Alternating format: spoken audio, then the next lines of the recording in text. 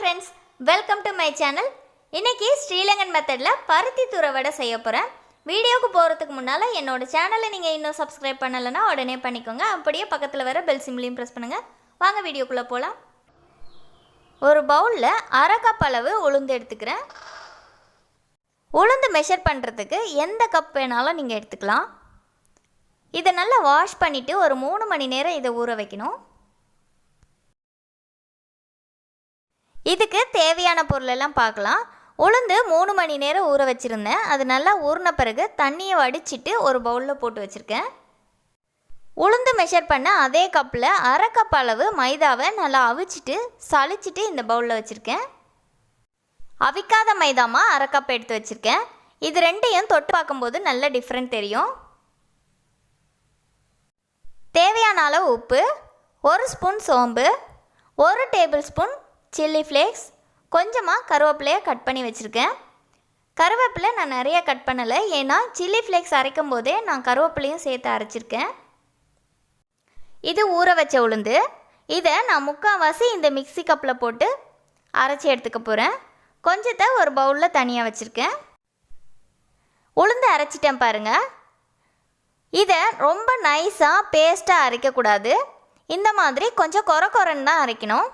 இப்போ எடுத்து வச்சுருக்க தேவையான பொருட்கள் எல்லாத்தையுமே இந்த பெரிய பவுலில் மாற்றிக்கலாம். தேவையான பொருள் எல்லாமே நான் இதில் சேர்த்துட்டேன். இது எல்லாத்தையும் கொஞ்சம் நேரம் கையில் நல்லா மிக்ஸ் பண்ணி விடணும். எடுத்தோன்னே தண்ணி ஊற்றி பிசையக்கூடாது. நான் மிளகு சேர்த்துக்கல, சில பேர் மிளகு சேர்த்துக்குவாங்க. நான் சில்லி ஃப்ளேக்ஸ் சேர்த்தனால மிளகும் சேர்த்தா ரொம்ப காரமாயிடும்னு சேர்க்கல. உங்களுக்கு வேணும்னா நீங்கள் ஒரு 1/4 ஸ்பூன் சேர்த்துக்கோங்க. நல்லா மிக்ஸ் பண்ணியாச்சு. இப்போ கொஞ்சம் கொஞ்சமாக தண்ணி சேர்த்து இதை சப்பாத்தி மாவு பதத்துக்கு பிசையணும். எனக்கு இது பிசைகிறதுக்கு 1/2 கிளாஸ் தண்ணி கரெக்டாக இருந்தது.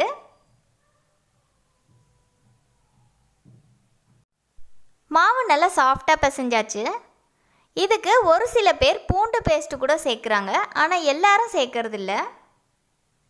1/2 டேபிள் ஸ்பூன் எண்ணெய் சேர்த்துக்கிறேன். இதில் எண்ணெய் சேர்த்த பிறகு இதை நல்லா ஒரு தடவை பிசைஞ்சிக்கிறேன்.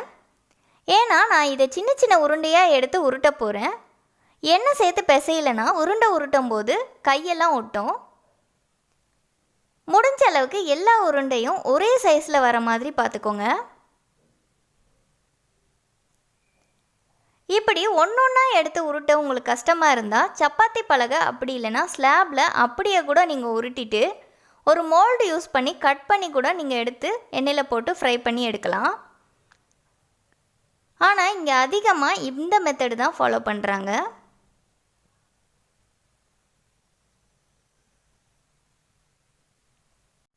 வடை சுடுறதுக்கு ஒரு கடாயில் எண்ணெய் ஊற்றிக்கிறேன். எண்ணெய் நல்லா சூடாகட்டும். வடை தட்டுறதுக்கு நான் வாழை இலை யூஸ் பண்ணுறேன். வாழை இலை உங்களுக்கு கிடைக்கலனா நீங்கள் கவர் கூட யூஸ் பண்ணிக்கலாம். ஃபஸ்ட்டு இதில் எண்ணெய் அப்ளை பண்ணிக்கிறேன். அப்போ தான் ஒட்டாமல் வரும். ஒவ்வொரு உருண்டையாக எடுத்து தட்டிக்க போகிறேன். இப்படி நீங்கள் ப்ரெஸ் பண்ணும்போது கொஞ்சம் மெல்லிசாவே ப்ரெஸ் பண்ணணும். மற்ற வடை மாதிரி கனமாக இருக்கக்கூடாது. நல்ல ரவுண்ட் ஷேப்பில் வர மாதிரி செய்துக்கோங்க.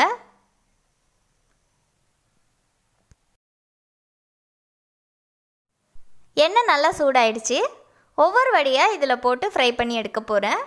ரொம்ப ஹை ஃப்ளேம் வச்சு ஃப்ரை பண்ணாதீங்க, மீடியம் ஃப்ளேமே வச்சு ஃப்ரை பண்ணுங்கள்.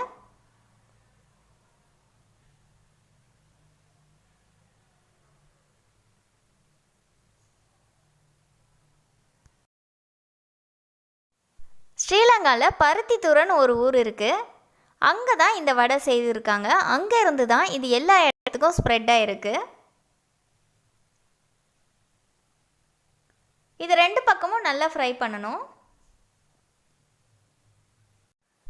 வடை ஃப்ரை பண்ணுறது 2 மெத்தடில் செய்யலாம். இது ஒரு மெத்தட். நான் ஏற்கனவே கீரை வடை ரெசிப்பியில் ஒரு மெத்தட் சொல்லியிருக்கேன். அது இன்னும் ஈஸியாக இருக்கும். அதோட லிங்க்கை டிஸ்கிரிப்ஷன் பாக்ஸில் கொடுக்குறேன், வேணும்னா செக் பண்ணி பாருங்கள்.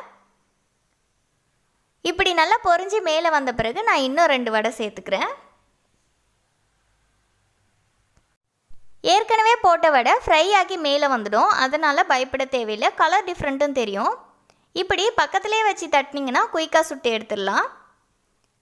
நிறைய பேருக்கு ஒரு சில டவுட் வரும், ஃபுல்லாகவே அவிச்ச மாவில் செய்யலாமே, அப்படி இல்லைனா ஃபுல்லாகவே பச்சை மாவில் செய்யலாமேன்னு. பச்சை மாவில் நீங்கள் ஃபுல்லாகவே போட்டு செய்தீங்கன்னா ரொம்ப ஹார்டாக இருக்கும்.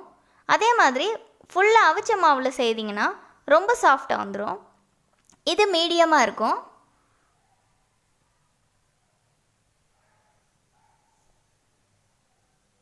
ஃபஸ்ட்டு போட்ட வடை ஃப்ரை ஆகிடுச்சு, கலர் டிஃப்ரெண்ட் தெரியும், அதை வச்சு நீங்கள் எடுத்துக்கலாம்.